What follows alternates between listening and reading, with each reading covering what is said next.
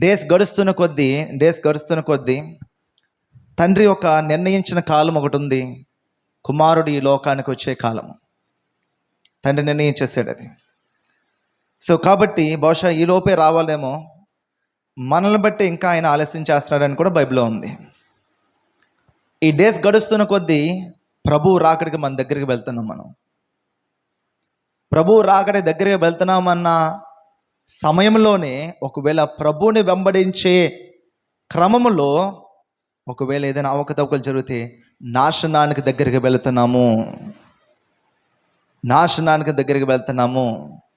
నరకానికి దగ్గరికి వెళ్తున్నాము.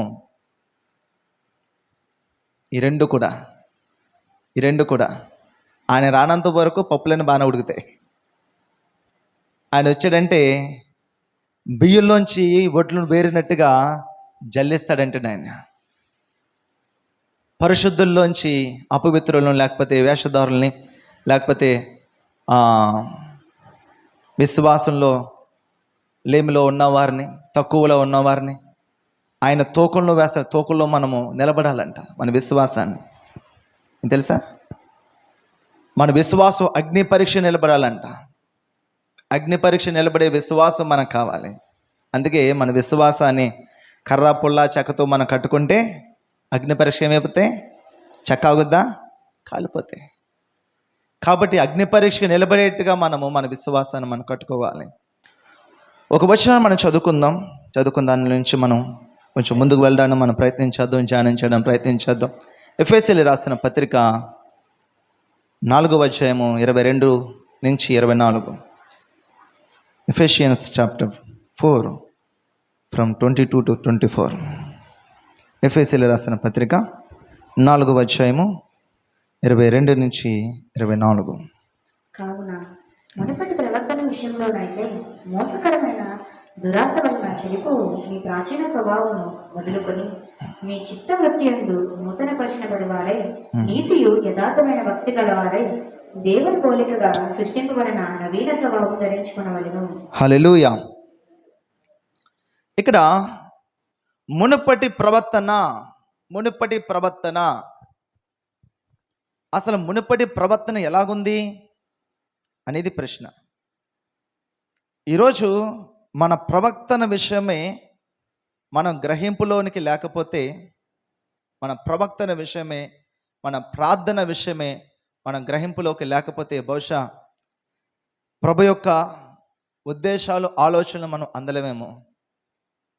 ప్రభు ఒక కార్యం జరిగించి ఉంటాడు. ప్రభు మనం ఇలా చూడాలని అనుకుని ఉంటాడు. మనం ఎలాగ ఉండాలని ఆయన ఆశపడి ఉంటాడు. చాలామంది ఒకవేళ వాళ్ళ స్టడీస్ అయిపోయిన వాళ్ళు జాబ్స్ కోసం ఎదురు చూస్తున్నప్పుడు ఒకవేళ అది లేట్ అయితే వాళ్ళ ఇంట్లో అడుగుతుండ్రు, రే నీ తోటోడే చూడు ఉద్యోగం తెచ్చుకున్నవాడు ఎలా వెళ్తున్నాడు జాబ్కి, ఇన్ని రోజులైంది ఇంకా ఎక్కడ కూర్చున్నావు నువ్వు, మరి నీ తోటి వాళ్ళందరూ జాబ్ చేస్తున్నారు, ఆ ఊర్లో ఈ ఊరికి వెళ్ళిపోయారు, మంచిగా సంపాదిస్తున్నారు, మంచిగా సెటిల్ అయ్యారు, మరి నువ్వేంటి అని అంటారు. అంటే వారి ఉద్దేశం ఏంటి, వాడు స్టడీస్ అయిపోయి ఈ టైంకి ఎక్కడ ఉండాలి, ఏదో ఒక జాబ్లో ఏదో ఒక స్థితిలో ఉండాలి. ఎందుకు లేడు అంటే అక్కడ జస్ట్ ఒక ఉదాహరణ తీసుకుంటున్నా. అలాగే ప్రభు కూడా ఈ సమయంలో మీరు ఇక్కడ ఉండాలి, ఈ సమయం మీరు ఇది చేయాలి, ఇది సాధించాలి, ఇలాగ ఉండాలని ప్రభు ఆశపడి ఉన్నాడు ఆయన. కానీ ఎందుకు లేము అసలు ఎలాగ ఉండాలి, ఎలాగ ఉంటున్నామనే విషయాలు మనం జ్ఞాపకం, మునుపటి ప్రవర్తన విషయమే మనం జ్ఞాపకం చేసుకోండి. సో ఈరోజు ఈ ప్రవర్తన విధానంతో మనం వెళుతూ ఈరోజు మన రిజల్ట్ ఏంటి, మన ఫలము మన ఫలములు మన ఆత్మీయ జీవితాన్ని నిర్ధారణ చేస్తాయి. వరములు చాలామందికి ఉంటాయి, వరములతో పరిచయం చేసేవారు ఉంటారు, వరములను బట్టి అతిశయపడేవారు ఉంటారు. ఫలములు ఉన్నవారికి అతిశయం ఉండదు, వరములు ఉన్నవారికి అతిశయం ఉంటుంది. ఏంటంటే 9 ఫలాలు: ప్రేమ, సంతోషం, సమాధానం, దీర్ఘశాంతం, ఆశానిత్యం, మంచితనం, విశ్వాసం, సాత్వికము. ఇవన్నీ కూడా ఫలాలు. ఈ ఫలాలే వారి యొక్క తగ్గింపు విధానము, ప్రేమ అనేది కనిపిస్తూ ఉంటుంది. వరాలు అంటే అద్భుతాలు చేయవరం, స్వస్థపరిచే వరం, ప్రవచన వరము, భాషల వరం, భాష అర్థాలు చెప్పు, ఇవన్నీ వరాలు. సో పరిచర్కి వరాలు అవసరం కదా అనేసి వరాలు పట్టుకుని వెళ్తుంటే వాళ్ళ క్యారెక్టర్ని కోల్పోతున్నారు చాలామంది. వాళ్ళ విధి విధానాలు కోల్పోతున్నారు. కాబట్టి వారి ఫలాలను బట్టి వారు కనుగొంటారు అని బైబిల్ సెలవిస్తుంది. వారి ఫలాలు బట్టి, వారికి ఉన్న ఫలాలను బట్టి ఈ ప్రేమ, సంతోషం, సమాధానం, దీర్ఘశాంతం, దయాళుత్వం, ఈ ఫలాలు మనలో ఫలిస్తున్నామా, ఈ ఫలాలను బట్టి మనల్ని మన జీవితాన్ని నిర్ధారణ చేస్తారంట. ఈ ఫలాలు, మరి ఫలాలు అంటే ఏంటి? చెట్టు ఫలాలు ఉన్నాయంటే మనం తింటాం. అది ఆ చెట్టు ఫలాలు అంటే మన ఫలాలు ఇతరులకి రుచికరంగా, మన ప్రవర్తన ఇతరులకి రుచికరముగా, మన మాటలు ఇతరులకి రుచికరంగా, మన ప్రవర్తన ఇతరులకి అంగీకారంగా ఉందా, అభ్యంతరకరంగా ఉందా? ఎలాగుంది? మునుపటి ప్రవక్తన అని ఎఫెసీ రాసిన పత్రిక రాస్తున్నాడు పౌలు భక్తుడు. సో మునుపటి ప్రవక్తను మనం జాగ్రత్తగా చూసుకోకపోతే ఆ ప్రవక్తన ఫలము ఒకవేళ చేదుగా ఉందా, ప్రభు లెక్క అడుగుతున్న దాని విషయమే. ప్రవక్తన, మునుపటి ప్రవక్తన అని మాట్లాడుతున్నాడు. మునుపటి ప్రవక్తన విషయంలోనైతే అది ఎలాగుందంటే అక్కడ రాస్తున్నాడు, మోసకరమైన దురాశ వలన చెడిపోవు. మోసకరమైన దురాశ అనేది ఒకటి, అది మోసకరమైన దురాశ అంట. దురాశ అంటే ఆశపడతారు, దురాశ అంటే అత్యాశ అన్నమాట. స్థితికి మించి నా జీతం వచ్చింది, ఇది ఆశ. నా జీతం వచ్చింది, అమ్మయ్య హ్యాపీగా నేను ఖర్చు పెట్టుకోను. దాన్ని మించి దాన్ని మించి చేయాలనుకుంటారు చూడండి, అది దురాశ అన్నమాట. అంటే అక్రమంగా తక్కువ సమయంలో ఎక్కువగా రావడం అనేది కానీ, వేరే మార్గాల్లో సంపాదించడం అనేది దురాశ. ఒక సామెత, దురాశ దుఃఖానికి చేటు. సో కాబట్టి ఇక్కడ మోసకరమైన దురాశ అని మాట్లాడుతున్నారు. ఆ దురాశ ఎటువంటిదంట? మోసకరమైంది. మోసకరం అంటే దాని అర్థం ఏంటి? మోసకరం ఒక మాట్లాడుకుందాం. మోసకరం ఎక్కడ మాట్లాడుతాం మనం? అతని యొక్క గుట్టు రట్టయ్యే వరకు మనం నమ్ముతూనే ఉంటాం, మంచిగా ఉన్నారంటాం, జరుగుతుంది అంటాం, అయితే అన్నీ బాగానే ఉన్నాయి అనుకుంటాం. తీరా మూసి మనం అతని చేతిలో పెట్టాక, లేకపోతే దానం ఇచ్చాక, లేకపోతే అక్కడ ఏదో జరిగాక అతని రంగు బయటపడిందండి, మోసపోయానని అంటారు. మోసపోయిన ఆ క్షణం వచ్చే వరకు, అది ఆ తెర దింపే వరకు కూడా మరి ఏమవుతారు? ఆ యొక్క దాన్ని ఏమంటారు, ఆ యొక్క ఊహలోనే, ఆ యొక్క మోసంలోనే వారు బతుకుతుంటారు అనమాట. ఇది అంటే నమ్మించి మోసగించడం అనేది, నమ్మించి అన్యాయం చేయడం. సో ఇక్కడ మాట్లాడుతున్నారు, మోసకరమైన దురాశల వలన చెడిపోవు మీ ప్రాచీన స్వభావమును. మన ప్రాచీన స్వభావం ఎలాగైపోయిందంట? మోసకరమైన దురాశ వల్ల చెడిపోయింది. సో ఈరోజు ఈ ప్రాచీనమైన ప్రవక్తన ఎలాగుంది అని మాట్లాడుతున్నారు. మోసకరమైన దురాశగా ఉందంట. మనకు కలిగిన వాటిలో మన తృప్తి లేదు, మనకున్న దాంట్లో అక్కడ స్థిరత్వం లేదు. ఈరోజు దేని విషయంలో మనం ప్రయాసపడుతున్నాం, దేని విషయంలో మనం ప్రయత్నాన్ని చేస్తున్నాం. ఇక్కడ మాట్లాడుతున్నాడు, ప్రాచీన స్వభావము, దురాశ వలన చెడిపో మీ ప్రాచీన స్వభావమును వదులుకొని మీ చిత్తవృత్తి యందు నూతన పరచబడిన వారై నీతియు యథార్థమైన భక్తి గలవారై. ఏమన్నారండి? నీతియు యథార్థమైన భక్తి యథార్థమైన భక్తి. ఏంటి రెండు మళ్ళీని? భక్తి అంటే దేవుని భక్తి అంటారు, యథార్థమైన భక్తి అంటే పైన రాసే కదా, మోసకరమైన దురాశ అన్నారు అంతే. కానీ అంటే మోసకరంగా అంటే భక్తి చేస్తున్నామన్నా ముసుగులో ఉన్నామన్నమాట. భక్తి యథార్థమైన భక్తి, నిజమైన భక్తి అంటే నేను ప్రార్థన చేస్తున్నాను అనేది ఏంటి? ఒకవేళ అతను చేసి చెప్పాడు అనుకోండి, సాక్ష్యం అది అనేక మందికి ఉపయోగపడుతుంది. చేయకుండా చెప్పారనుకోండి, అది ఏమవుతుంది? మోసకరమైంది అనమాట. తను చేయకుండా తను చెప్తున్నాడు, యథార్థత లేదు అతని భక్తిలో. నేను రోజు 4 అధ్యాయాలు చదువుతానండి అని చెప్తారు, కానీ చేయట్లేదు. సో ఈరోజు ప్రభు సన్నిధిలో మనం ఎటువంటి భక్తిని మనం చేస్తున్నాము? మన భక్తి అల్లా కూడా మనుషుల యొక్క ఉద్దేశాలు, మనుషుల యొక్క మాటల్లో వరకే ఆగిపోతుందా? దానికి మించి ప్రభు దగ్గరికి అది చేరగలుగుతుందా? యథార్థమైన భక్తి మాత్రమే ప్రభు సన్నిధి చేరగలదు. యథార్థమైన భక్తి ఎవరికి కనబడదు.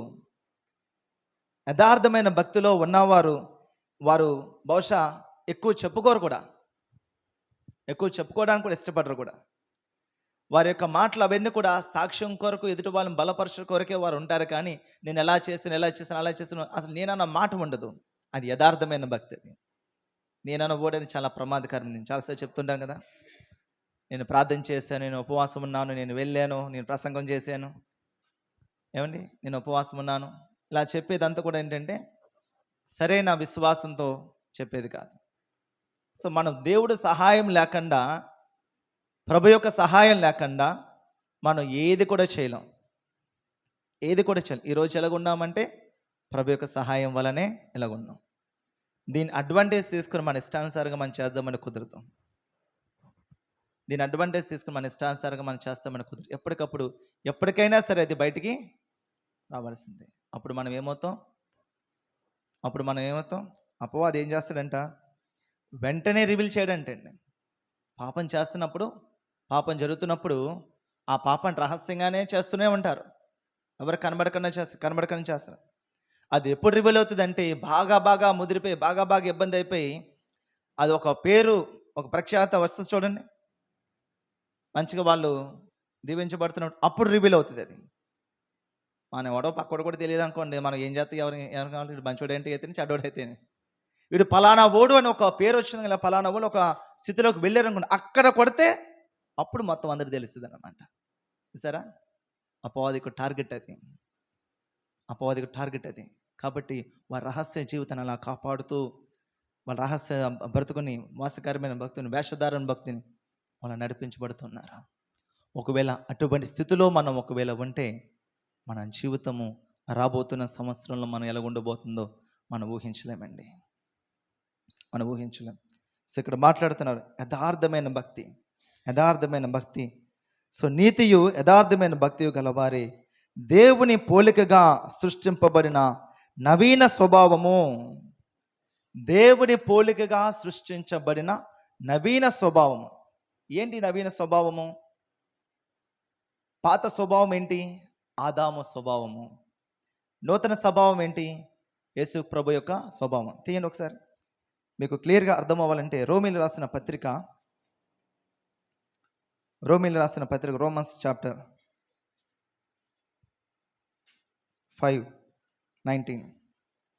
Romans chapter 5:19. రోమీలు రాసిన పత్రిక 5వ అధ్యాయం 19వ వచనం.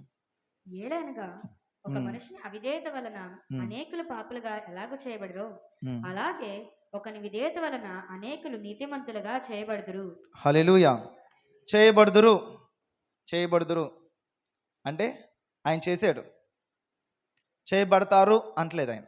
చేయబడుదురు అవుతారు ఖచ్చితంగా. ఎవరైతే ఆ మనుషుడు, ఒక మనుషుడు వలన కలిగిన ఏదైతే పాపము ప్రపంచం అంతని ఏలుబడి చేస్తుందో ఆ మనుషుడి పేరు ఆదాము. తప్పు చేసిన అతను ఒకటే, ఆదాము అవ్వ. వారి యొక్క పాపం ఏమైపోయింది? అభంశుభం తెలియని వారందరి మీద కూడా ఆ పాపం ఏలుబడి అయిపోయింది. అంటే బై బ్లడ్లోంచి వచ్చేసింది, తరతరాలకు వచ్చేసింది. తరతరాలు ఆ నేచరు, స్వభావం, పాత నేచరు, పాపపు నేచరు, వ్యసనాలు, ఆ దొంగతనాలు, ఆ వ్యభిచారము, అదంతా కూడా ఏమైపోయింది? బ్లడ్లో ఇమిడిపోయింది మొత్తం అంతా. అది అలా తరతరాలకు వచ్చేస్తుంది. ఇప్పుడు నవీన స్వభావము, నూతన స్వభావం ఎవరు? మరొక మనుషుడంట. అలాగే ఒక విధేయత వలన అనేకులు నీతిమంతులుగా చేయబడతారు. మరి ఒకడెవరు? యేసుక్రీస్తు ప్రభువారు. ఇది నవీన స్వభావం. ఒక పురుషుడు వలన వచ్చిన పాపం అది ప్రాచీన స్వభావం. అతను ఆదాము, ఇతను రెండో ఆదాము అని కూడా పిలుస్తుంటారు యేసుక్రీస్తు ప్రభుని. సో కాబట్టి ఈ నవీన స్వభావం గురించి ఇక్కడ మాట్లాడుతుంది, ఎఫెసీయులకు రాసిన పత్రికలో రాయబడుతుంది. సో కాబట్టి దేవుని పోలికగా సృష్టింపబడిన ఎవరైనా యేసు ప్రభు అయినా దేవుని పోలికగా సృష్టించబడ్డారు ఆయన. మనం అందరం దేవుని పోలికగానే ఉన్నాం, కానీ దేవుని పోలికగా మనం ప్రవర్తించట్లే. చూపుకు మాత్రం దేవుని పోలికగా మనం సృష్టించబడ్డాం అనుకుంటున్నాం, కానీ ప్రవక్తనకు వచ్చేసరికి దేవుడి పోలిక రావట్లే. కాబట్టి దేవుని పోలికగా ఈ లోకంలో పుట్టి భర్త ప్రమేలగిన కన్య గర్భాన జన్మించిన యేసుక్రీస్తు ప్రభు నవీన స్వభావాన్ని ఈరోజు మనం ధరించుకోగలిగితే అప్పుడు ప్రభు మాట్లాడుతున్నారు దాని విషయంలో. సో కాబట్టి దేవుని పోలికగా సృష్టింపబడిన నవీన స్వభావమును ధరించుకొనవలెను, నవీన స్వభావం ధరించుకొనవలెను. హల్లెలూయా. సో ఈరోజు ఈ పాత జీవితంతో, ఈ పాపపు జీవితంతో మనం పోరాడుతున్న మనమందరం కూడా క్రీస్తులో ఈ నవీన స్వభావాన్ని మనం అలవరుచుకోకపోతే దీన్ని మనం ఏం చేయాలంటే ప్రాక్టీస్ చేయాలండి. ఈ నవీన స్వభావాన్ని, క్రీస్తు పోలికను, విశ్వాసాన్ని ప్రాక్టీస్ చేయాలి. మనం ప్రాక్టీస్ చేస్తేనే మన విశ్వాసంలో బలపడతాం. ఇప్పుడు రన్నింగ్ పోటీలు పెట్టారండి. రన్నింగ్ పోటీలకు వెళ్ళాలి. ఒక వారం రోజులు ప్రాక్టీస్ చేసి పోటీకి వెళ్ళాడు అనుకుందాం, ఓడిపోయాడు అనుకుందాం. అప్పుడు ఏం చేస్తాడు? నెక్స్ట్ టైము ఇంకో 10 రోజులు ఎక్స్ట్రా తీసుకొని ఇంకా బాగా సిద్ధపడతాను వెళ్తానంటాడు. వెళ్తాడా? అప్పుడు కొంచెం ఆశ పెరుగుద్ది. ఓహో, ఇప్పుడు మునుపటి మీద బాగా మంచిగా ప్రయత్నం చేశాడు, విజయం సాధించాడు అనుకుందాం. మళ్ళీ ఫెయిల్ అయ్యాడు అనుకుందాం. ఇంకేం చేయాలి?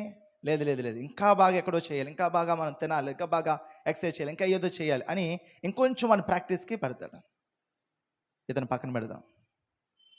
అదే వారం రోజులు ప్రాక్టీస్ చేసి ఇంకొకలా వెళ్ళారు, ఫెయిల్ అయిపోయాడు. మళ్ళీ నెక్స్ట్ మళ్ళీ అదే వారం రోజులు ప్రాక్టీస్ మళ్ళీ వెళ్ళాడు, ఫెయిల్ అయిపోయాడు. మళ్ళీ అదే పరిస్థితి చేస్తున్నాడు, ఫెయిల్ అవుతున్నాడు. దాని అర్థం ఏంటి? పాస్ అవ్వాలని ఉంది కానీ, లేకపోతే విజయం సాధించాలని ఉంది కానీ దాన్ని తగిన ప్రయాసతను చేయట్లేదు, మార్పు చెందడానికి ఇష్టపడట్లేదు, తన విశ్వాసాన్ని బలపరుచుకోవడానికి ఇష్టపడట్లే, తన ప్రాక్టీస్ పెంచుకోవడానికి ఇష్టపడట్లే. కాబట్టి తన స్థితి ఎలాగుంది? పోయిన సంవత్సరం ఎలాగున్నాడు, ఇప్పుడు అలాగే ఉన్నాడు. ఎలా ఫెయిల్ అయ్యాడు? అలాగే ఫెయిల్ అయ్యాడు. సో మన విశ్వాసం కూడా అంతే. వాడు రోజు ప్రయత్నం చేసి ఒకవేళ ఈ ముందు చెప్పుకున్న వ్యక్తి ఆ 10 రోజులు కాదు, ఇంకో 10 రోజులు కూడా యాడ్ చేసుకుని ఇంకా పట్టుకొని చదువుకుని ఆన్లైన్లో చూసుకుని అన్ని విషయాలు, ఈ రన్నింగ్ విషయాలు, ఎలాగ స్పీడ్ పరిగెట్టాలి, ఎలాగ స్టామినా గెయిన్ చేసుకోవాలి, ఎక్కువ ఆవేశం పడకుండా ఎలాగ మనం ఉండగలం, ఇవన్నీ చూసుకొని వాడు పొద్దున్నే చీకటితో లేచిపోయి 5 గంటలు లేచి పరిగెడుతున్నాడు. రే అని చూస్తారు, ఎప్పుడు కూడా ఇటు కొడతాడు రా బిడ్డ. వాడు ఎలా ప్రయత్నం చేస్తున్నాడా? వదలట్లేదు. ప్రతిరోజు నువ్వు చలేనా అనుకోవట్లేదు, ఇదేనా అనుకోవట్లేదు, ఖచ్చితంగా ఏదో రోజు వాడు జాబ్ కొడతాడు వాడు అని అంటారు. అన్ని ఇంట్లో కూర్చొని అంటారు అలాగని. సో ఫెయిల్ అవుతున్నాం కదా, మనం విడిచిపెట్టేస్తే మన విశ్వాసాన్ని, మరి ఎప్పుడు దాంట్లో సాధిస్తాం మన విజయం? ఎప్పుడు పరిపూర్ణమైన విశ్వాసం కలుగుతుంది? ఇంకా అదే ప్రాచీన ఆలోచన, ఇంకా ప్రాచీన అలవాట్లు, ఇంకా ప్రాచీన స్వభావంతో మనం అలాగే ఉండిపోతే నూతనమైన జీవితంలో, నవీన స్వభావంలో, క్రీస్తు స్వభావంతో ఎప్పుడు మనం కలిసి జీవిస్తాం? మనం క్రీస్తు యొక్క జీవితాన్ని ఎంతో పెద్ద కొండగా మీరు చూస్తున్నంతసేపు అది అసాధ్యమే. అది కొండగా చేయడానికి యేసుప్రభు ఈ లోకానికి రాలేదు. అది మనకు సింపుల్గా చేయడానికి, ఈజీ చేయడానికి ఈ లోకానికి వచ్చాడు ఆయన. అందుకే మనిషి రూపాన్ని ధరించుకున్నాడు ఆయన. మనిషి పోలికగా పుట్టి దాసుని స్వరూపం ధరించుకున్నాడు బైబిల్ సెలవిస్తుంది కదండి. ఆయన పుట్టి మనిషి పోలికగా పుట్టాడు. ఎలాగా? దాసుడు పోలికగా ధరించుకున్నాడు. దాసుడు ఎలాగైతే ఒక దాసుడు ఎలాగైతే ఉంటాడో అలాగా చేశాడండి యేసుక్రీస్తు ప్రభు. ఒకవేళ మనం అలా దాసుడు పోలికగా మనం ధరించుకోగలిగితే మన విశ్వాసంలో ఉన్నతమైన స్థితికి వెళ్తాం. అదే మనం ఏంటనుకున్నాం, మన దగ్గర పెట్టి మనం మాట్లాడబెట్టి మన ప్రార్థన ఏంటి, మన జీవితం, మన ఆత్మీయ జీవితం ఏంటి, మన తగ్గేది లేదు అసలు ఏ విషయంలో కూడా. చూసుకొని నేను ప్రార్థన చేస్తాను, నేను బైబిల్ చదువుతాను, నా నాలెడ్జ్ ఎంత అనుకున్నావు, ఇలా మాట్లాడే వాళ్ళు కూడా లేకపోలేదు. సో ఈరోజు దేవుని యొక్క విశ్వాసంలో, ఆయన పరిపూర్ణమైన విశ్వాసాలకు వెళ్ళాలి అని అనుకుంటున్న ప్రతి ఒక్కరు కూడా ఈ ఫేత్ ఎక్సర్సైజ్, మన విశ్వాసంలో ఈ ఎక్సర్సైజ్ చేస్తూ మనం ప్రయత్నం చేస్తూ ఉన్నంత వరకు ప్రభువు నువ్వు జయించావా లేదా అని అడగడు. ప్రభు నువ్వు ప్రయత్నం చేసావా లేదా అని మాత్రం అడుగుతాడు. నేను చెప్తున్నాను చూసుకోండి. నువ్వు ప్రయత్నం చేసి క్షుణ్ణంగా, పక్కాగా, మనస్ఫూర్తిగా, మనసావాచ కర్మ, శక్తి వంచన లేకుండా ప్రార్థనా జీవితంలో, వాక్య జీవితంలో, కుటుంబ జీవితంలో అన్ని విషయాల్లో పక్కాగా మీరు చేస్తున్నప్పుడు ప్రభు అది మాత్రమే చూస్తాడు, విజయం చూడటం. ఎందుకంటే విజయము చిన్న విషయం, సాధించారు. కానీ ఈ ప్రాక్టీస్ ఉంది చూసారు, మీ జీవితాన్ని మార్చేస్తుంది అది. హల్లెలూయా. మీ జీవితాన్ని మార్చేస్తుంది. అది practice most important. Practice most important. మన విశ్వాసం ఎక్సర్సైజ్, ఫెయిత్ ఎక్సర్సైజ్ మనం చేస్తూ ఉండాలి. ఆ ఫెయిత్ ఎక్సర్సైజ్ చేస్తున్నంతసేపు కూడా మనం నూతన ఆలోచనలతో, నూతన తలంపులతో మనం ముందుకు వెళ్తూ ఉంటాం. మనం మార్పు చెందుతూ ఉంటాం. మనం అందరు కూడా మార్పు చెందుతూ ఉంటాం. మార్పు చెందాలి. మార్పు చెందేవాడే క్రైస్తవుడు. నిన్నట్లాగా మనం ఈరోజు ఉన్నామంటే నో, అది వాక్యానుసారం కాదు, వాక్యంలో లేదు. ఈ రోజులాగా రేపు కూడా మనం ఉండము. ఎప్పటికప్పుడు ప్రభువులో మనం మార్పు చెందుతూ ఉంటాం. ఒక శిశువు వాడు పుట్టిన తర్వాత వాళ్ళ వయసులో ఎలాగైతే మార్పులు వస్తూ ఉంటాయో, అలాగే మన ఆత్మీయ జీవితంలో కూడా, మన ప్రార్థనా జీవితంలో కూడా, మన విశ్వాసంలో కూడా మార్పులు చెందుతూ ఉంటాయి. మనం మాట్లాడే విధానంలో కూడా, ఆలోచించే విధానంలో కూడా, తీర్మానం చేసుకునే విధానంలో కూడా. కాబట్టి ఈరోజు మాకు తెలుసు, నాకు వచ్చు అని అనుకొని మనం ముందుకు వెళ్ళిపోతుంటే దానివల్ల నష్టం తప్ప ఏమాత్రం ఉపయోగము ఉండదు. నష్టం అంతే. సమయం నష్టం, ధనము నష్టం, అన్నీ నష్టం. సో ఈరోజు ఈ నవీన స్వభావం మనం ధరించుకున్న వారుగా మనము ఉందాం. ఈరోజు మనల్ని వాటి నుంచి ఇబ్బంది పెట్టేది ఒకసారి చూద్దాం. చూడండి, యెషయా గ్రంథము 43వ అధ్యాయము 18వ వచనం. ఎప్పుడైతే మనం విశ్వాసంలో ముందుకు వెళ్ళాలి అనుకుంటున్నామో ఈ పని మనం చేస్తూ ఉండాలండి. ఏమంటున్నారండి? మునుపటి వాటిని జ్ఞాపకము చేసుకొనుకుడి, తలంచుకొనుకుడి. చాలండి. హల్లెలూయా. మనము నవీన యుగంలో లేకపోతే నవీన విధానంలో మనం వెళ్ళాలి అని అనుకున్నప్పుడు మీరు పాతవన్నీ మీ మైండ్లో తీసుకొస్తే ఏముంటుంది? పాత జీవితం అంతా మీ ఆలోచన తీసుకొస్తే కొత్త జీవితం కూడా డేస్ మారితే కానీ అదే లైఫ్. రాబోతున్న జీవితము కొత్తగా ఉండాలి, నూతన పరచబడాలి, ప్రభులా ఉండాలనుకున్న ఏం చేయాలి? పాతవన్నీ మర్చిపోవాలి, విడిచిపెట్టాలి. అవి విడిచిపెడితేనే కొత్త జీవితము. ఆ మాట, ఆ ప్రవర్తన, ఆ ఆలోచన, ఆ స్నేహము, ఆ బంధాలు ఏవి నీ ఆత్మీయ జీవితానికి ఆటంకం అవుతున్నాయి? దేవుడికి మీకు ఎవరు లేకపోతే ఏ పరిస్థితులు, ఏ వస్తువులు, ఏ ప్రదేశాలు చూసుకోవాలి. మనం ఇహలోక సంబంధమైనవి, మెటీరియల్ సంబంధమైనవి అన్నీ కూడా దేవుడి దగ్గర నుంచి మనం దూరం చేయడానికి ప్రయత్నం జరుగుతుంది. మనం వాటిని కనిపెట్టుకోగలగాలి. మునుపటివి మనం ఏం చేయాలంట? ఒకవేళ ఈ విషయాన్ని ప్రభు రాశాడు, ఇది ప్రభు రాశాడు.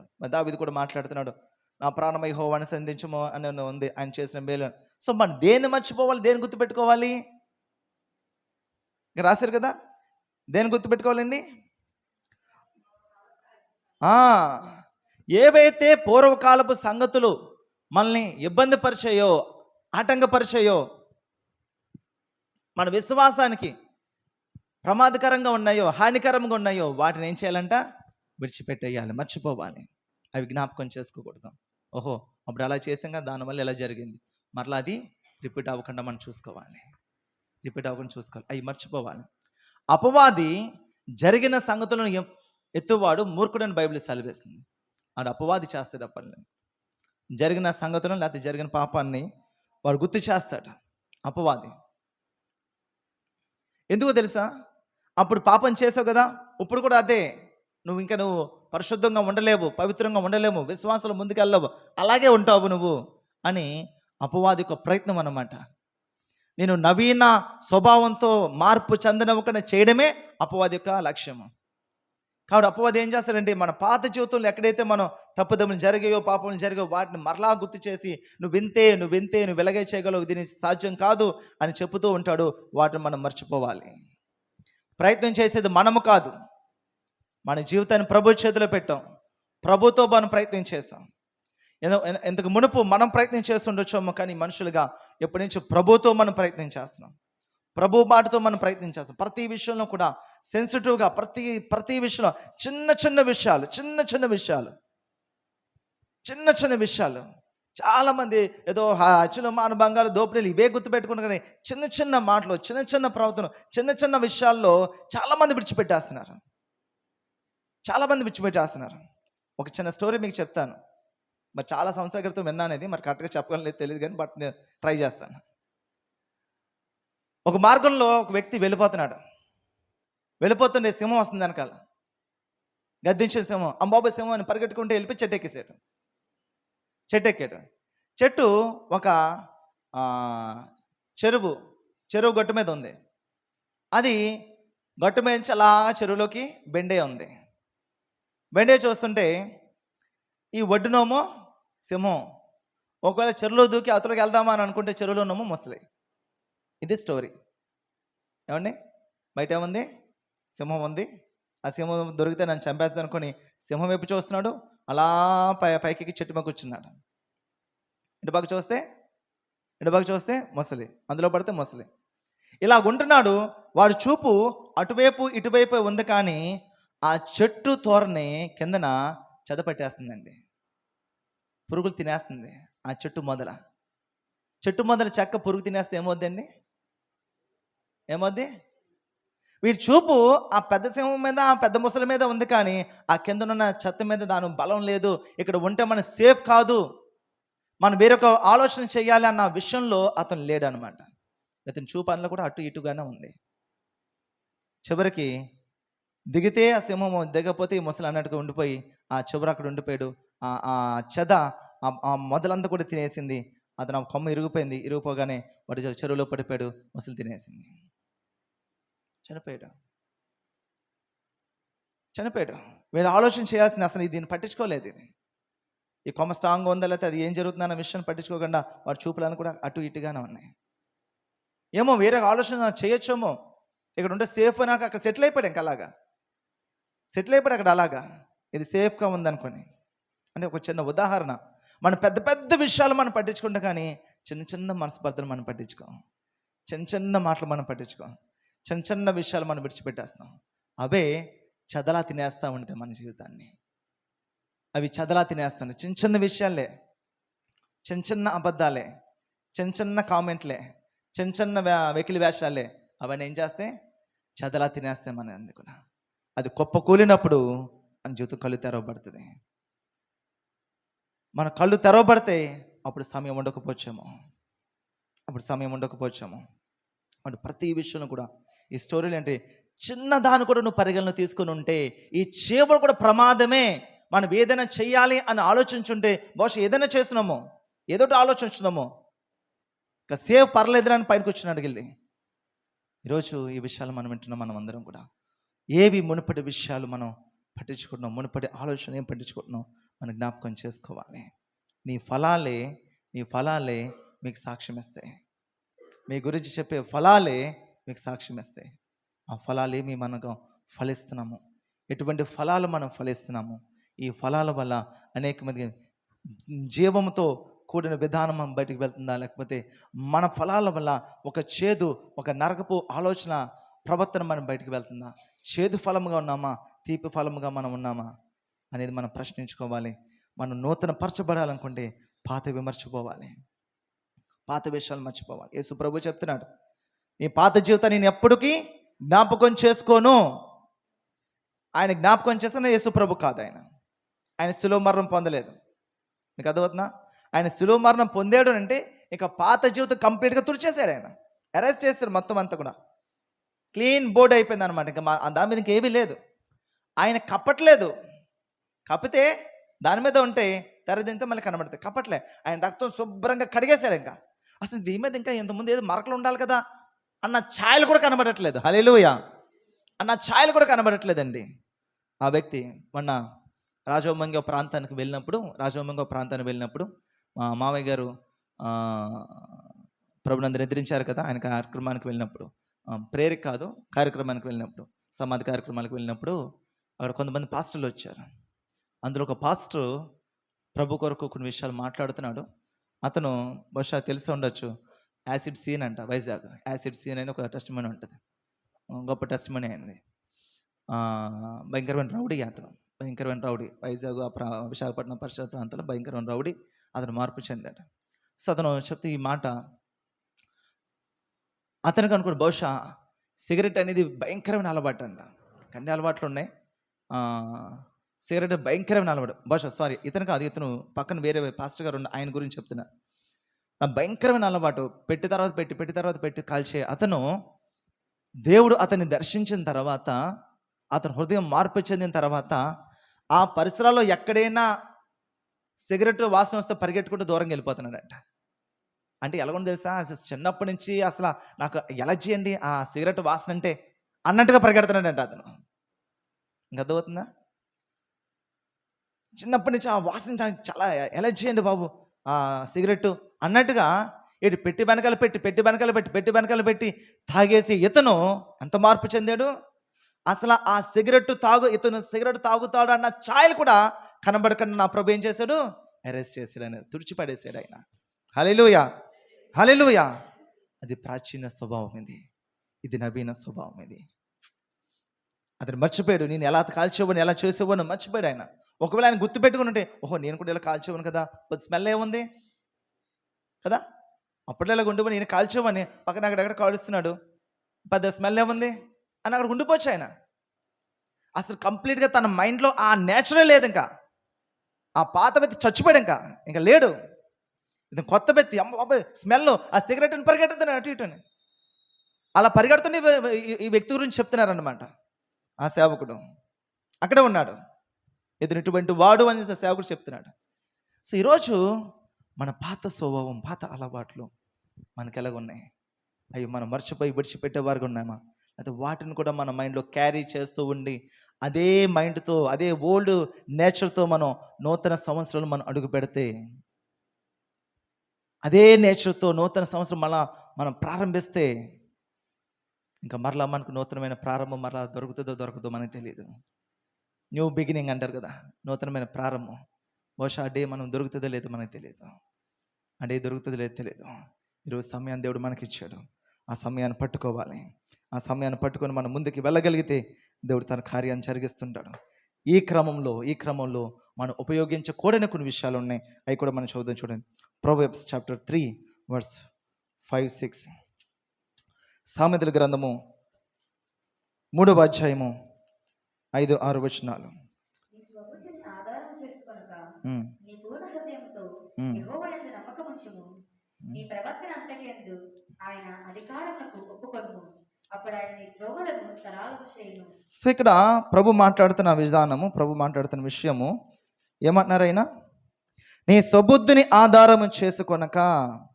ఒకవేళ ఈ ప్రాచీన స్వభావంలో, ప్రాచీన జీవితంలో, పాత జీవితంలో ఈ 2023 అంతా దేని ఆధారం చేసుకున్నారు? మనం మీరే చెప్పుకోవాలి, మీ జీవితాన్ని మీరే చెప్పుకోవాలి. దొరకనంత వరకు దొరికితే దొంగ. ఏమండి, దొరికితే దొంగే, దొరకనంత వరకు దొరే. వాళ్ళు ఇష్టానుసారంగా వెళ్ళిపోతారు. నేనైనా అంతే, మీరైనా అంతే, ఎవరైనా అంతే. పాపమే, ఎవరు దేనికి అతీతం కాదు. ఇక్కడ ప్రభు మాట్లాడుతున్నాడు, నీ స్వబుద్ధిని ఆధారము చేసుకొనక అని మనం మాట్లాడుతున్నాం. ఒకవేళ మన పాత జీవితాన్ని నేను ఇలాగే, నేను బాగానే ఉన్నాను అని తనకు తెలిసిన కొన్ని విషయాలు, తనకు తెలిసిన కొన్ని పద్ధతులు పట్టుకుని తన స్వబుద్ధిని ఆధారం చేసుకుని, అంటే నా బుద్ధి బాగానే ఉంది, నేను బాగానే చేస్తున్నాను, నేను బాగానే వెళ్తున్నాను, నేను బాగానే ఉన్నాను అని తమ స్వబుద్ధిని ఆధారం చేసుకుని వెళ్తున్నారేమో, మనుషుల్ని ఆధారం చేసుకుని వెళ్తున్నారేమో. గాలి కొట్టి పొట్టులాగా వెళ్ళిపోతారండి వాళ్ళందరూ కూడా. పొట్టు అన్నమాట, పొట్టు ఎలా రాలిపోద్దో అలాగ వెళ్ళిపోతుంది వాళ్ళ జీవితం. జాగ్రత్త. ప్రభు మాట్లాడుతున్నా చూడండి, నీ స్వబుద్ధిని ఆధారం చేసుకొనక నీ పూర్ణ హృదయముతో యెహోవా యందు నమ్మిక ఉంచుము. సో ఇక్కడ ప్రభు మాట్లాడుతూ అంతటా కూడా నీ స్వబుద్ధిని ఆధారం చేసి నీ పూర్ణ హృదయంతో యెహోవా యందు నమ్మిక ఉంచుము. నీ ప్రవర్తన అంతటి యందు ఆయన అధికారమునకు ఒప్పుకొనుము. ఇది చేయగలుగుతున్నామండి? నా ప్రతి ప్రవక్తన కూడా ఆయన అధికారం లాగే ఉంది, ఆయన అధికారం చొప్పునే జరుగుతుంది అన్న వాళ్ళు ఎంతమంది ఉంటారు? ఎంతమంది ఉండగలరు? ఈ ప్రవర్తన దేవుడు అధికారమేనా? దేవుడు అధికారం ఇస్తేనే ఈ మాట మాట్లాడుతున్నా, దేవుడు అధికారం చేస్తే ఈ ప్రవర్తన ప్రవర్తించావా అని ఒక ప్రశ్న మనల్ని అడిగితే, మన ప్రవర్తన ఎలాగ ఉంది? మన ప్రవర్తన మన స్వబుద్ధిని ఆధారం చేసుకొని అది మాట్లాడితే మన స్వబుద్ధిని ఆధారం చేసుకొని మనం చేస్తున్నటువంటి మన ప్రమాదంలో ఉన్నాము. ప్రమాదంలో ఉన్నాం. ఎప్పటికైనా మన జీవితం మునిగిపోతుంది. మునిగిపోక తప్పదు. ఈరోజు ప్రభు మాట్లాడుతున్నాడు, నీ ప్రవర్తన అంతటి యందు ఆయన అధికారమునకు లోబడాలి. దేవుని అధికారమునకు మనం లోబడే వారిగా మనం ఉండగలిగితే, ఎక్కడ వచ్చినా, ఏ సమస్య వచ్చినా, ఎవరితో వచ్చినా సరే, ప్రతి సమస్య కూడా ప్రభు ఏం చేస్తాడు? సద్దుమణిగిస్తాడు. ఎందుకంటే ఆయన అధికారం. ఆయన సమాధానానికి కర్త కానీ గలిబిలికి కర్త కాదు. గొడవలకి కర్త కాదు ఆయన. భేదాల కర్త కాదు, ఐక్యతకి కర్త అయిన, సంతోషకానికి కర్త, ప్రేమకి కర్త అయిన. సో కాబట్టి ఈరోజు మన ప్రవర్తన అంతటిలో కూడా 2024 ప్రభా నా ప్రవర్తన. సో నా ప్రవర్తన అని అనుకుంటూ వెలకన్న ప్రభా, క్రీస్తు యొక్క ప్రవక్తను మనం చూసుకుంటూ, క్రీస్తు యొక్క వాక్యాన్ని మనం ఆధారం చేసుకుంటూ, ప్రతి విషయం కూడా మన కోపం వచ్చినా, కన్నీరు వచ్చినా, రోగం వచ్చినా, బాధ వచ్చినా, మోసం జరిగిన, అబద్ధం వచ్చినా, ఏది వచ్చినా సరే ప్రభు ఏం చేస్తాడు, ఏం ఆలోచిస్తున్నాడు, ఎలాగుంటున్నాడు అన్న ఆలోచన మనం కలిగి ఉండగలిగితే మన జీవితము విశ్వాసంలో అలా ముందుకు వెళుతూ ఉంటుందండి. తుఫాన్లు వస్తే కానీ ఆ కుటుంబం కూలదండి. బుద్ధి గలవాడు, బుద్ధి లేనివాడు కదండి. ఈ స్టోరీ మనకు తెలుసు కదా. బుద్ధి గలవాడు తన ఇల్లు కట్టాడంట. ఎక్కడ కట్టాడు? బుద్ధి గలవాడు బండ మీద కట్టాడు. బుద్ధి లేనివాడు ఎక్కడ కట్టాడు? ఇసుకలో కట్టాడు. ఈజీగా అయిపోద్ది కదా.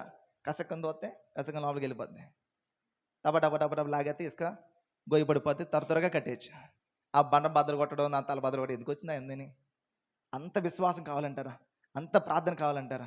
పనులు లేబట్టి ఇంకేమని ఆ పాస్టర్ ఆడి ఎవరో చేసుకుంటాం. మనకెందుకు అయ్యాని? మన ఉద్యోగం చేసేవాళ్ళు పిల్లలు లేరేటి వీళ్ళందరూ ఎక్కడ దిగొచ్చారు మరి పాస్టర్లు? మరి ఇలా చెప్పు లేకపోలేదు. మనం ఎంత ఫాస్ట్గా, మనం ఎంత ఈజీగా, ఎంత షార్ట్ కట్లో మనం వెళ్తాం, అంత ప్రమాదం మనకు. అది షార్ట్ ఫుడ్స్, ఫాస్ట్ ఫుడ్స్ ఇవన్నీ కూడా ఏంటంటే మన జీవితానికి హానికరమైనవే కదా. హెల్దీ కాదు. ఇంట్లో తల్లిలు ఉండేది, భార్యలు ఉండేవి, అవే శ్రేష్టకరమైనవి ఎప్పటికైనా సరే. అందుకే పాస్టర్ గారు అంటుంటారు, మీకు ఏం కావాలో చెప్పండి, అవన్నీ ఇంట్లోనే చేస్తానంటారు. దేవునికి స్తోత్రం. అన్నీ ప్రభు శుభ్రంగా చేయించుకుని తీసుకొచ్చారు పాస్టర్ గారు. She know very well everything. ఈరోజు ప్రభు యొక్క క్రమంలో మన విశ్వాసంలో మనం ముందుకు వెళుతున్న ఈ క్రమంలో దేవుడి యొక్క మాటను, దేవుని యొక్క విధానాన్ని, దేవుని యొక్క క్రమాన్ని మనం పాటిస్తున్నాం. ఈ నవీన స్వభావంలో మనం ఉండాలి, నవీన స్వభావంతో మనం నిలబడగలగాలి అని మనం ఆలోచించే మనము ఈరోజు ఇటువంటి మన తీర్మానం మనం చేయాలి. ఈరోజు దేవుని యొక్క వాక్యాన్ని మనం పట్టుకోవాలి. మన సుబుద్ధిని ఆధారం చేసుకోకుండా మన ప్రవర్తన అంతట్లో కూడా దేవుడు అధికారానికి మనం లోబడకపోతే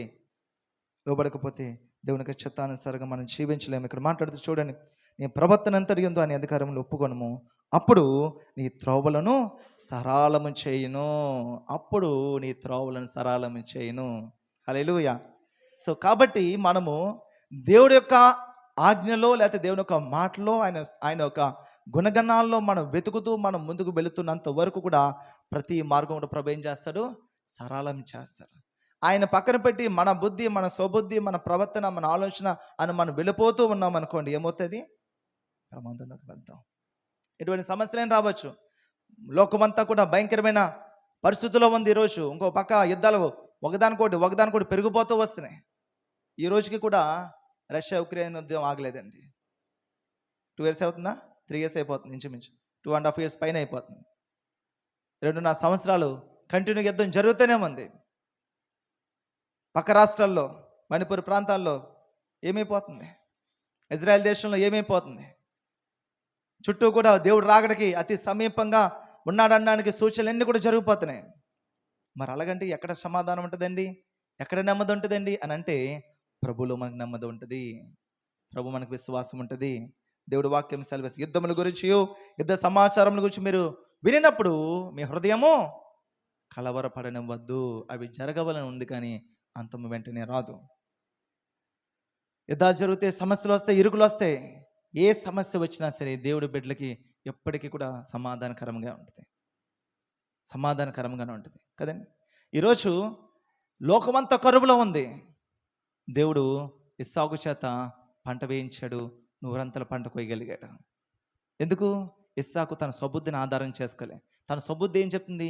లోకం అంతా కరువులో ఉంది, ఉన్నదాన్ని దాచుకో, కొంచెం కొంచెం తిను, ఎవరికి ఇవ్వక, ఎవరికైనా ఎంత సరిపోదు నీకు, అది నీ సొబుద్ధి చెప్తుంది.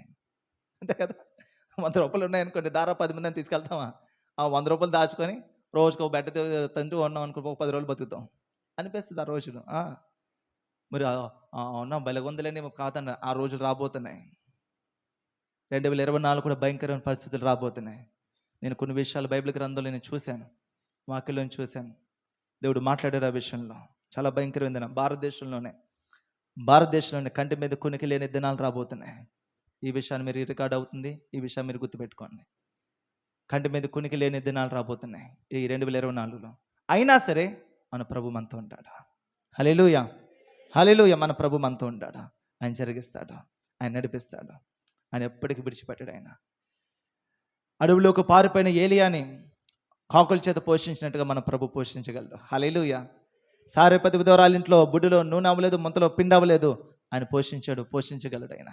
హల్లెలూయా, హల్లెలూయా. ఈరోజు ప్రభు సన్నిధిలో మనం ఉంటున్నప్పుడు అద్భుత రీతిగా మనం పోషించబడతాము. మన స్వబుద్ధిని ఆధారం చేసుకున్నంతసేపు మన దగ్గర ఎంత ఉన్నా వృధానే. దేవుడు మాటని, దేవుడు వాగ్దానం ఆధారం చేసుకుని ఎంత శ్రమ రాని, ఎంత ఇబ్బంది రాని, ఏది ఏమవునా సరే మన విశ్వాసంలో ముందుకెళ్తే మన ప్రభు ఉన్నాడు, మన ప్రభు ఉన్నాడు. హల్లెలూయా. మన ప్రభు ఉన్నాడు. నా ప్రభు ఉన్నాడని నా ఆనందం, నా ప్రభు ఉన్నాడని సంతోషం. డబ్బులు ఉన్నాయనో, లేకపోతే ఇంకోటి జరుగుతుందని అది కాదు మన సంతోషం. అక్కడ మన సంతోషం ఉంటే అది పోగానే మన సంతోషం పోతుంది, దాంతోపాటు పోతుంది అది. హల్లెలూయా. బ్యాంక్ బ్యాలెన్స్ మీద సంతోషంగా ఉన్నాం అనుకోని ఏముంటుందా బ్యాంక్ బ్యాలెన్స్? ఇప్పుడు బ్యాంక్ బ్యాలెన్స్లు అన్నీ కూడా గవర్నమెంట్ హ్యాండ్ ఓవర్లో ఉన్నాయి, మీకు తెలుసా? మీ పర్మిషన్ లేకుండా మొత్తం అంతా క్లియర్ చేస్తే మీ దిక్కున్న వాళ్ళు చెప్పుకున్నా సరే ఏం కాదు. అటువంటి భయంకరమైన పరిస్థితులు ఉన్నాం మనం. ప్రతిదీ కూడా అన్నీ కూడా లింక్, మన ఆధార్ కార్డు లింకులు అన్నీ కూడా, బ్యాంకుతో లింకులు అన్నీ కూడా, మన పాన్ కార్డ్స్ అన్నీ కూడా ఎవ్రీథింగ్ గవర్నమెంట్ చేతిలో ఉన్నాయి.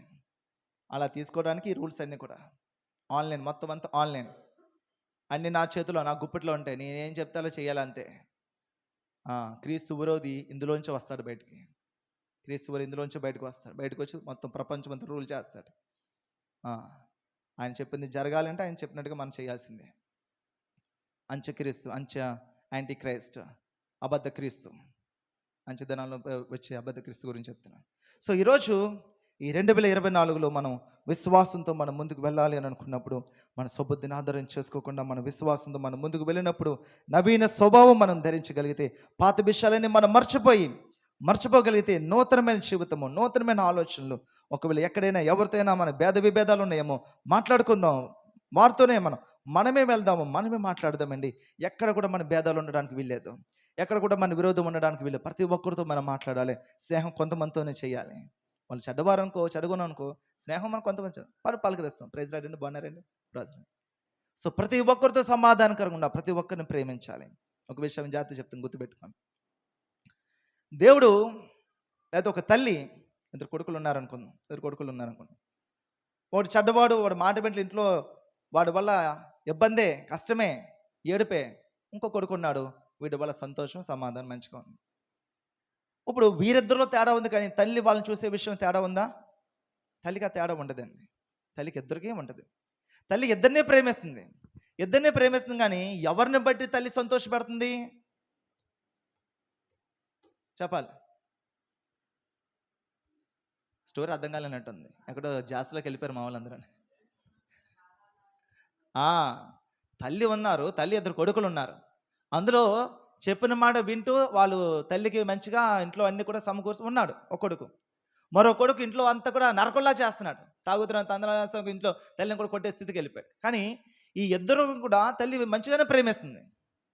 ఇంటికి రాగానే ఇద్దరికీ ఆహారం పెడుతుంది, ఏదైనా అవసరం ఉంటే ఇద్దరికే చూస్తుంది. తల్లి ప్రేమిస్తుంది, ప్రేమను ఇస్తుంది కానీ ఎవరిని బట్టి తల్లి సంతోషపడుతుంది అని అంటే, ఆ తల్లి మాట జవదాటకుండా తల్లి నచ్చినట్టుగా ఉన్న ఎవరైతే ఉన్నారో వారిని బట్టి తల్లి సంతోషపడుతుంది. ఎవరైతే తన వాక్య విరుద్ధంగా ఉన్నాడో, తన మాట విరుద్ధంగా ఉన్నాడో, ఇంట్లో నరకం ఉన్న వారిని బట్టి ప్రేమను ఇస్తుంది, కానీ ఆమె సంతోషంగా లేదు. సంతోషంగా ఎందుకు లేడు? తన ప్రవర్తన అంతా కూడా చెడ్డ ప్రవర్తన, ఎలా కొన్నాడు, మాట వినట్లేదు. అలాగే తండ్రి అందరినీ ప్రేమిస్తున్నాడు కానీ కొద్ది మంది వల్లే సంతోషంగా ఉన్నాడు. కొంతమంది వల్లే సంతోషంగా ఉన్నారు. ప్రేమకైతే అందరం ప్రేమిస్తున్నాడు. ప్రేమ అమ్మేడు కదా మరి. ఆయన వాళ్ళకి భేదాలు ఉండవు. ఈమెన్న ప్రేమే, నేనన్న ప్రేమే, అందరన్న ప్రేమే. బట్ ఎవరిని బట్టి ఆయన సంతోషిస్తున్నాడు, ఎవరిని బట్టి, ఎవరి ప్రవర్తన బట్టి ఆయన సంతోషిస్తున్నాడు. ఈరోజు ఆయన యొక్క ప్రవర్తన, ఆయన యొక్క మాటను దాటి మనం బయటకు వెళ్తున్నామా, మన లైఫ్ ఏమవుతుందో చూద్దాం. మన లైఫ్ ఏమవుతుందో చూద్దాం. ఈరోజు ఈ విషయాన్ని మనం జ్ఞాపకం చేసుకుందాం. ఈ 2024లో పర్వాలేదులే అని ఇదే జీవితాన్ని మనం కొనసాగించుకుంటూ వెళ్ళిపోతామా, మన జీవితాన్ని నూతన పరుచుకుందాం. ప్రార్థన చేద్దాం. అందరూ కూడా కళ్ళు మూసుకుందాం. ప్రార్థన చేద్దాము. ఈరోజు మన పాత జీవితము, నూతన సంవత్సరంలోకి మనం వెళ్ళబోతున్నాము. సిద్ధపడదాం. అందరం కూడా సిద్ధపడదాం. పరిశుద్ధ ప్రేమగల మా తండ్రి, కృపగల మా దేవ, నీ పరిశుద్ధ పాదములకు వందనములు, స్తుతులు, స్తోత్రములు నాన్న. ఈరోజు ఈ వాక్యం వింటున్న ప్రతి ఒక్కరు కూడా తండ్రి ప్రభా, ఈ పాత జీవితం 2023 తండ్రి ప్రభా ఎలా జీవించామో, ఎలా ఉండేవారమో, ఎలా మాట్లాడామో, ఏ సమస్యలు ఎదురైందో మా కుటుంబంలో, ఏం చేస్తే ఎందుకు ఈ సమస్య వచ్చిందో, ఏం చేస్తే ఎందుకు ఈ విభేదం వచ్చిందో, ఎందుకు ఈ మాటలు వచ్చాయో, ఎందుకు ఈ హేళన వచ్చిందో, ఎందుకు అపవిత్రమైన మాటలు వచ్చాయో, ఎందుకు అపవిత్రమైన ఆలోచనలు వచ్చాయో తండ్రి ప్రభా, వీటన్నిటిని మనం జ్ఞాపకం చేసుకొని తండ్రి ప్రభా తండ్రి, ఈరోజు నూతనమైన సంవత్సరంలో తండ్రి ప్రభా వీటన్నిటిని కూడా దబా విడిచిపెట్టి తండ్రి ప్రభా నూతనమైన జీవితంలో దబా నూతనమైన విధానాలకు దబా మేము వెళ్ళుటకు సహాయం చేయండి నాన్న. యేసయ్యానికి స్తుతులు చెల్లిస్తున్నామయ్యా. కాలాలు సమయాలు తండ్రి స్వాదులు ఉన్నాయని దేవుని వాక్యం సెలవిస్తుంది.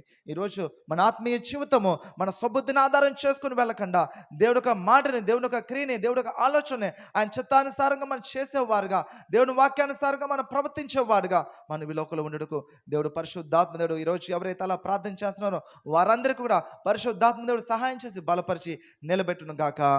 ఆమేన్.